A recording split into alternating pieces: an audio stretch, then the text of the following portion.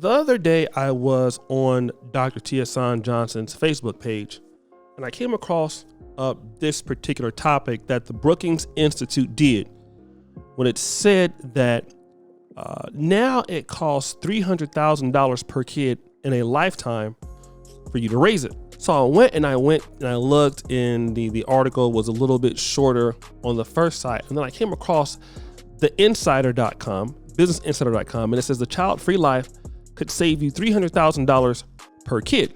Now, this is a new estimate, right? What's going on here? And if you can look at it, if you're a person getting married in today's world, the middle income couple with 2 children would have to fork over $300,000 just to raise a kid born in 2015 through their high school years. Now, let me kind of talk about this when it comes to black men in America. Black men in America are at the lowest earning potential for the most part, or earnings rather, than other groups. We typically are not making as much money, right? But now, besides not making that kind of money, most of us look at being single as being favorable. Well, why is that?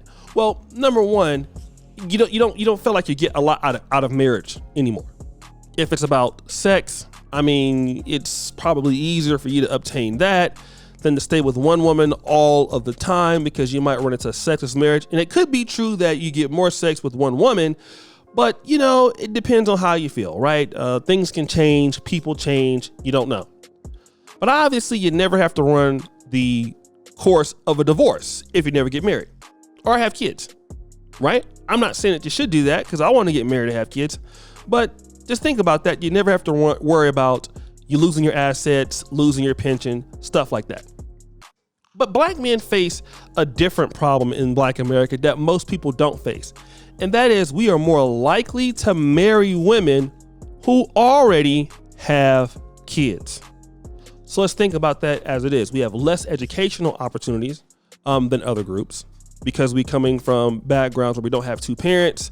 So we tend not to take the risk to go to professional school.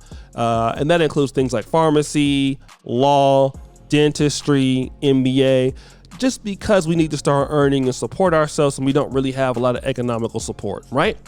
So then if you take that into a factor, into all of this situation, rising housing prices, rising gas prices, why would you ever want to become a stepdad when now you're going to take on another bill from somebody else and that money doesn't return?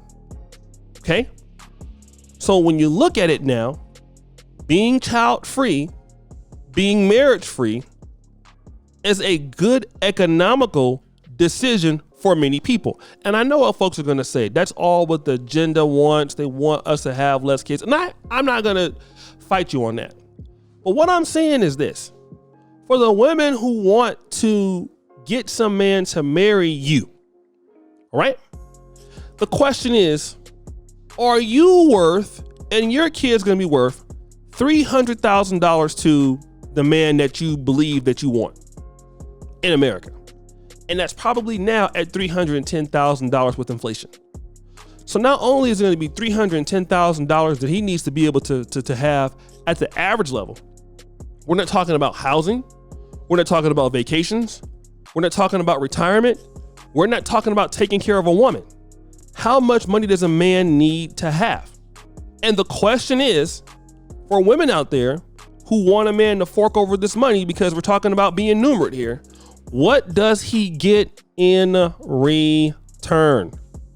Because what can you do for $300,000? Tell you what you can do.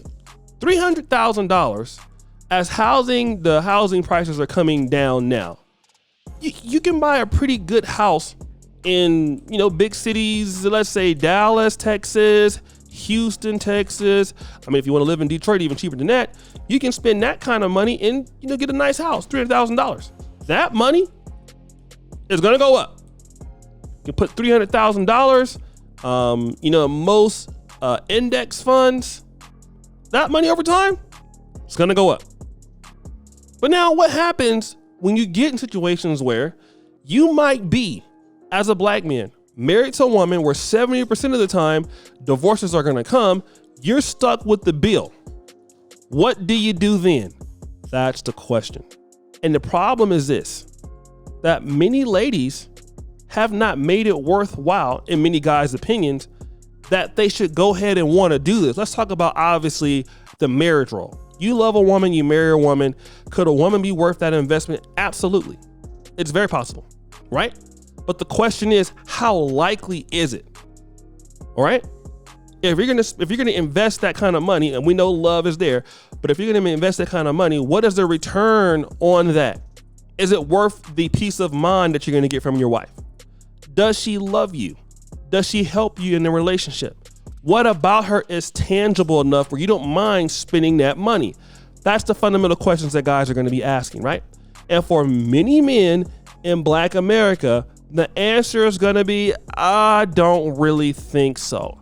And the reason is because many American women, at least for men, they will feel like, well, I don't think that many women have been raised to want to be able to sacrifice in a relationship like I have to.